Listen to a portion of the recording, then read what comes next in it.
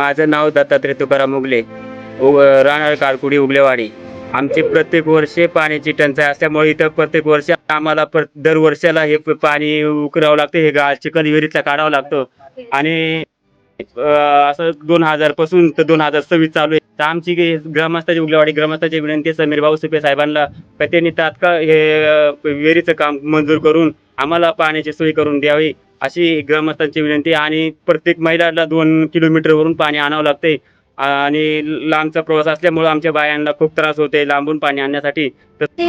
तुम्हाला कळकळीची विनंती आहे की आमच्या ह्या विहिरीचं काम पूर्ण करून द्या. आम्ही दरवर्षी ह्या विहिरीतलं गाळ चिखल बायका पोरे घेऊन घाण बाहेर काढत असतो आणि दरवर्षी हे आम्हाला ह्या विहिरीचं हे करायला लागत असते. समीर भाऊ सुपेंना फोन सुद्धा केला होता की आम्हाला पाण्याची टंचाई आहे, तर ते म्हणले तुमचा प्रश्न आम्ही सॉल्व्ह करू, पण त्यांनी आम्हाला काही पण केलं नाही. आमची पाईपलाईनची व्यवस्था केली होती, ती सुद्धा अर्धंगी आली आणि ती बंद आहे, ती सुद्धा चालू केली नाही. आम्हाला इथून 2 ते 2.5 किलोमीटर पाणी डोक्यावर आणायला लागते. ते पण पाणी आम्ही इकडे बायका एवढ्या त्या झुऱ्यातून दगड हे ते घेऊन काही बायका पडल्या, त्यांचं कंबरडं मोडलं, तरी कोणी इकडे लक्ष दिलं नाही. आम्हाला एकच विनंती आहे कळकळीची की आमच्या इकडं हे पुढे दिवाळीपर्यंत हे आमच्या विहिरीचं काम सुरू करा. रस्त्याची सुद्धा गैरसोय आहे. गर्भधर बायकांना जायचं म्हणलं तर संध्याकाळची प्रस्तुती करायला न्यायला तर किती प्रॉब्लेम होते आम्हाला. आता ही बाई गर्भधर आहे, तिला आम्ही उकरण्यासाठी ती इथं आली आहे, कारण पाणी पिण्यासाठी सर्वांना लागते ना, त्याच्यासाठी सगळी जण इथं काम करायला यायला लागते. त्यासाठी आम्हाला तुमच्या कळकळी विनंती आहे की आमचे विहिरीचं काम तुम्ही लवकरच्या लवकर तयार करून द्यावे.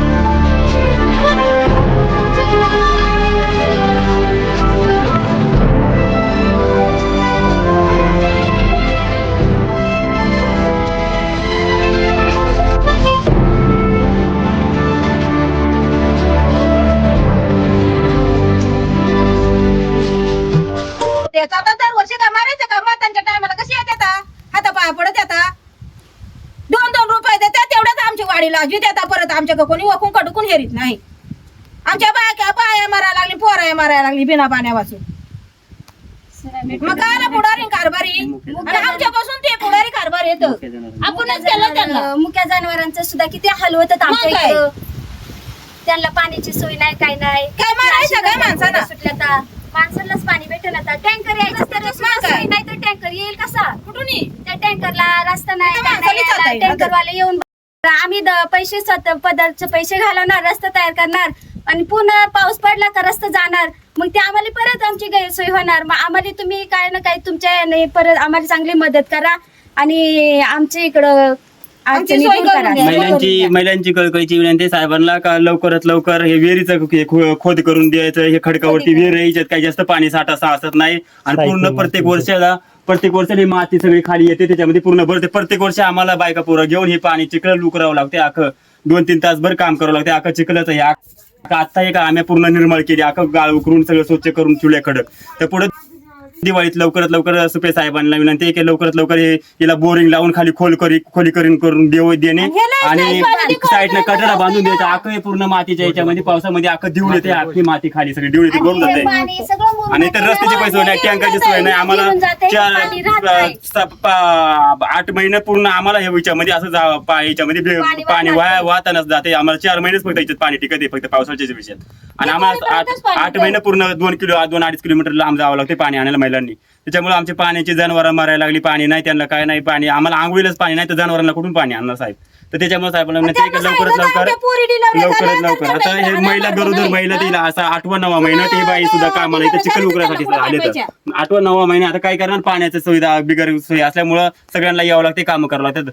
तर लवकरात लवकर दक्षता घ्यावा आणि पुढच्या दिवाळीमध्ये हे चालू याच्यामध्ये लवकरात उन्हाळ्यामध्ये लवकरात लवकर काम चालू करावं अशी विनंती आहे सगळ्या. आणि त्याच्यातून ते जल जीवनचं सुद्धा काम आमचं रखड झालं. ते जल जीवनचं आखं पाईप तुटलं, तर जल जीवनचं सगळं बकवास काम झालेलं आहे.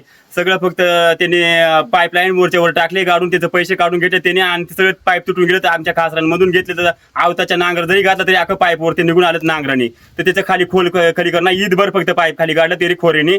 आणि ते पूर्ण पाणी पण नाही अजून, ते जलजीवन सुद्धा अख्खं बंद पडलेलं आहे अजून. ते पाईप सगळं पडलेलं तर असं तुटलेलं. तर त्या विहिरी ते पाणी टाकी ते पाणी कोणी सोडायला कबूल नाही, आम्हाला ते टाकीचं सुद्धा पाणी कोणी द्यायला कबूल नाही. त्याच्यामध्ये जलजीवन सुद्धा बंद आहे. तर त्याच्यामुळे आमचं एवढ्या आमच्या लोकांची सुविधा करा की इथं आमच्या विहिरीचं आहे सुविधा पाणी त्या विहिरीला, पण तिच्या साठा नसल्यामुळे खाली खोलीकरण नसल्यामुळे तिच्यात पाणी साचत नाही आणि पूर्ण ते चिखलानं भरून जाते गाळाना पावसाची. तर त्याच्यामुळे आम्ही प्रत्येक वर्षाला आम्हाला ती विहीर करत ते ही लवकरात लवकर दक्षता घ्यायची साहेबांनी. वरून आणतोय ते जनावर सुद्धा पाणी प्याणार आहे, तशी माणसं पाणी पितात. एवढा घाण. साहेबांनी म्हणा तुम्ही चिवून प्या ना, मग तुम्हाला कळन कसं पाणी येते. जनावर प्याणार नाही, ती माणसं पाणी पितात. ते खरं त्या वाढच्या पाणी दा खरं तर पितील का, गुळमतरी करतील का? इतकं घाण पाणी, त्या घाण पाणी आम्हाला प्यायला लागत आहे. पेशंट सुद्धा मारायला हे देते नाही का, काय नाही. चला पास. समीर भावांना अशीच कळकळीची विनंती आहे का समीर भावांनी लवकरात लवकर आमच्या उगलावाडी ग्रामस्थांना पाण्याची सोय करून द्यायची ही अशी ग्रामस्थांची विनंती आहे. धन्यवाद साहेब.